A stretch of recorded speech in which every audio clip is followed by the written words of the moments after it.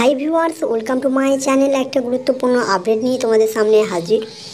আমরা জানি ওয়েস্ট বেঙ্গল এসএসসির গ্রুপ সি, গ্রুপ ডি, নবম, দশম, একাদশ, দ্বাদশ অল ওয়েটিং চাকরি প্রার্থীদের সেই যোগ্যতার হার নিয়ে, যোগ্যতার উপরে ভিত্তি করে অযোগ্য চাকরি প্রার্থীদের চাকরি বাঁচানো নিয়ে কিন্তু মামলা চলছে কলকাতার হাইকোর্ট থেকে শুরু করে সুপ্রিম কোর্ট পর্যন্ত।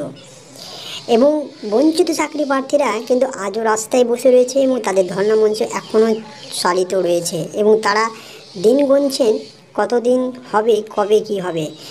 নেক্সট হ্যারিং হলো, কিন্তু হ্যারিংয়ে কোনো সুনামি ঠিক করে পাওয়া গেল না। তো কী বেরোলো সে সুনামিগুলো এবং কতদিন আবার সময় লাগবে, সেই সম্পূর্ণ তথ্য তোমাদের এই ভিডিওর মধ্যে দিয়েই দিব। তো চলো জানি কী রয়েছে সেই তথ্যগুলো।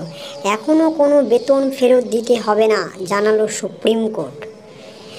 হাইকোর্ট থেকে কেসের শুনানি হওয়া সত্ত্বেও সেই সম্পূর্ণ কেস কিন্তু সুপ্রিম কোর্টে যে আবার বাধ্য হয়েছে এবং সেইখানে সেই চাকরিহারা প্রার্থীরা কিন্তু সেই সুপ্রিম কোর্টে নিজের চাকরি বাঁচানোর জন্য একের পর এক ধর্না থেকে শুরু করে একের পর এক তারাও কিন্তু আন্দোলনে নেমেছে। এদিকে বঞ্চিত চাকরি প্রার্থীরা, ওইদিকে ওরা চাকরিহারা প্রার্থীরা।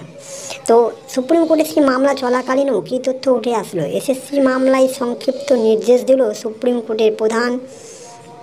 কোর্টের প্রধান বিচারপতি ডিভিশন বেঞ্চ। আদালতের পর্যবেক্ষণ, কোনো চাকরিহারাকে বেতন ফেরত দিতে হবে না। আপাততভাবে তারা বেতনও পাবে, কিন্তু তাদের মুচ লেখা দিয়ে জানাতে হবে যে তারা কেউ অযোগ্য প্রার্থী নয়। তবে ভবিষ্যতে যদি অযোগ্য প্রমাণিত হয় তবে সমস্ত বেতন সুদসহ ফেরত দিতে হবে, এটা কিন্তু জানিয়ে দিল মহামান্য আদালত সুপ্রিম কোর্ট। একদিকে বঞ্চিত চাকরিহারা প্রার্থীদের নিয়ে সেই শুনানিটা কিন্তু পিছিয়ে গেছে লোকসভা ভোটের জন্য, হয়তো পারে, অনুমান করা যেতে পারে। তো সেই শুনানিটা হচ্ছে আগামী 16ই জুলাই। ফের এই শুনানি হবে এবং দেখা যাক কী তথ্য বেরিয়ে আসছে।